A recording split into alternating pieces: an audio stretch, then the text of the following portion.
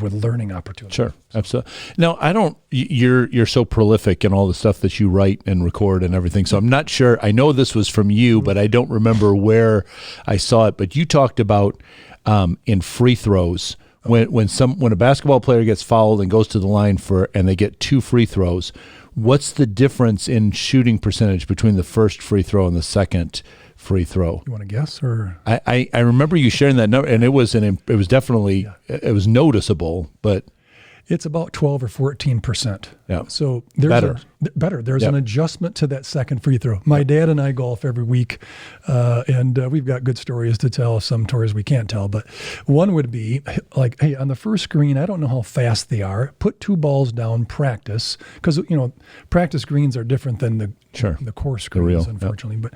But so sounds like we play a lot of golf, doesn't it? Anyway, he would hit his first one, and hit his second one, and I mean, it's almost 100%, where his second one is so close or in. And I'm like, so you're making adjustments without a mulligan, but yet the second ball was a mulligan, right?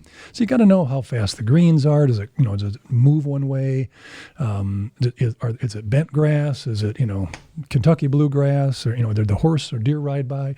But I think the challenge for us, as leaders is give them a mulligan, let it play out, let them make the adjustments. And that's really the chance. Hey, I saw you made a good adjustment there. Mm-hmm. And that's good coaching feedback. But the free throw is about 12 to 14%. So let's say, it's a 70% first chance. Now, not Shaq or those other guys that couldn't shoot very well. Who was the other one? Was Ben Wallace bad? Yeah. For the Pistons was bad. Dwight Howard was bad. We're talking your first free throw is 54%, just throw it up there and walk away. Right. But the next one, no matter who it is, it's better. Yeah, it's better. And I love it when an announcer, I don't listen to him too very much, but I love when an announcer goes, well, I hope I don't jinx him, but I think he's going to make the second free throw, And, oh my gosh, he missed the second one, But adjustments are key. And that's part of us in leadership, right? You were a great leader growing up. You had good role models. But as time went on, you became a different great leader. Sure, yeah. With adjustments. Yep, absolutely. And then you apply it differently to your settings. So let me give an example of that. Well, so viewers, the reason why I wanted to ask Greg that question and share that statistic with you is because I don't want you to hold your breath where, oh man, I'm giving them a second chance and what's going to happen.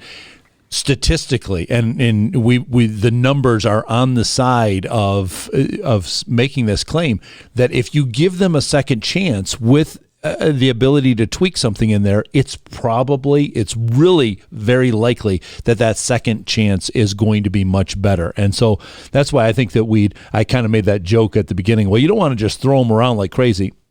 Why wouldn't you?